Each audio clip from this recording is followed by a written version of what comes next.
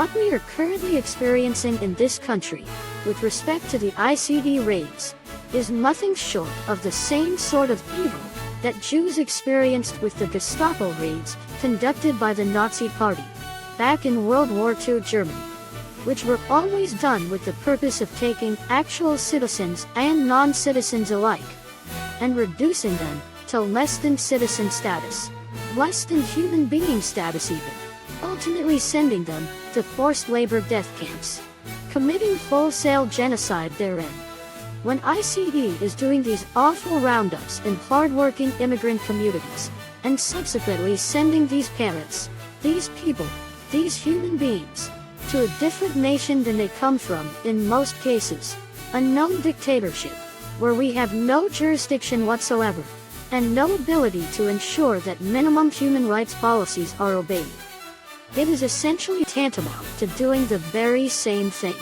Additionally, we have no way of knowing how long these persons are to be imprisoned in this way, with most officials conceding the fact that their imprisonment is likely indefinite, essentially meaning that these people are facing life imprisonment without ever having been found guilty of a crime.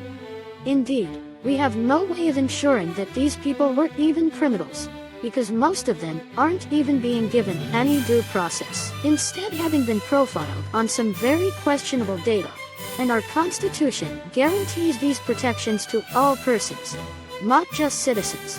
The language is very clear. Both the 5th and 14th Amendments plainly state that due process is to be afforded to every person, not just citizens. So this administration is way out of line. But I expect nothing less from a man like President Trump, who seems to get off on the suffering of others. The following is excerpted from Wikipedia.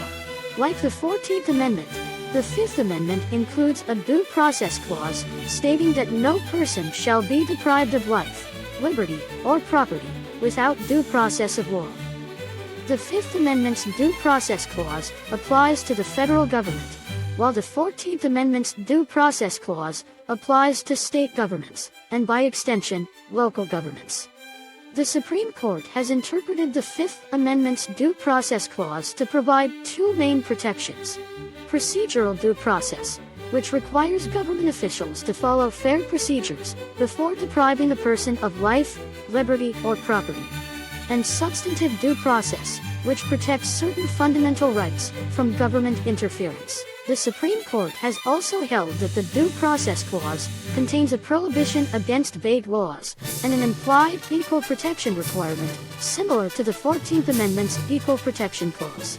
So perhaps now it is to be seen how dangerous it is when we get someone in the executive branch who has neither respect for the proper processes which are typically undertaken in our system of government to accomplish certain goals, but also has an agenda which is clearly not in agreement with the Constitution itself.